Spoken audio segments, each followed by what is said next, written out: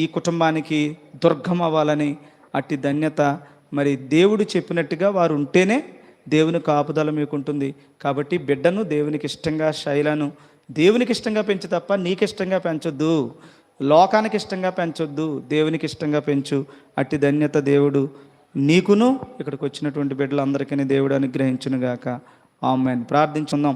ప్రేమ కలిగిన తండ్రి, పరిశుద్ధుడా, మీ ఘనమైన నామమునకు స్తోత్రములు ప్రభు.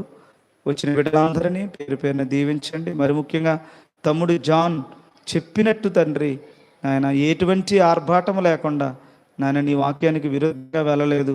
కేవలం ప్రభు తండ్రి ఏదో కొద్దిపాటి నాయన ఒక చిన్న వచ్చినటువంటి బిడ్డలకు నాయన ఏదో ఒక భోజనాన్ని ఏర్పాటు చేయాలి కాబట్టి అది విందుగా కాకుండా వారికి తండ్రి ఆత్మీయమైనటువంటి తండ్రి ఒక భోజన ఏర్పాట్లే తప్ప విందులు సంబరాలతో సంతోషంగా చేసుకునేది కాదు.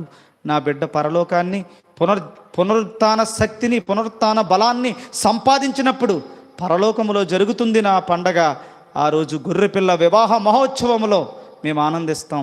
అప్పటి వరకు నా యొక్క ఆనందాన్ని నేను బాధగాను, నా యొక్క కన్నీటిని నా యొక్క ఆనందాన్ని, సంతోషాన్ని నేను కన్నీటిగాను, బాధగాను, కష్టంగాను మార్చుకుంటానని తీర్మానం చేసుకునేటువంటి గొప్ప అవకాశం నాయన ఆ బిడ్డకు అనుగ్రహించండి. వచ్చిన బిడ్డలందరినీ పేరు పేరున దీవించి కాపాడి ప్రతి బిడ్డను అలా పెంచి స్తుతిగానము చేసి నిత్యత్వాన్ని సంపాదించుకునే ధన్యత అందరికీ దయచేయమని ఈ ప్రార్థన స్తుతులను అంగీకరించి అందరినీ కాపాడమని యేసు ప్రభు వారి శ్రేష్టమైన పరిశుద్ధమైన నామంలో ప్రార్థిస్తూ వేడుకొనుచున్నాము పరమ తండ్రి. ఆమేన్, ఆమేన్, ఆమేన్. పరలోకమందున్న మా తండ్రి, నీ నామము పరిశుద్ధపరచబడునుగాక, నీ రాజ్యము వచ్చునుగాక, నీ చిత్తం పరలోకమందు నెరవేరుచున్నట్లుగానే భూలోకమందును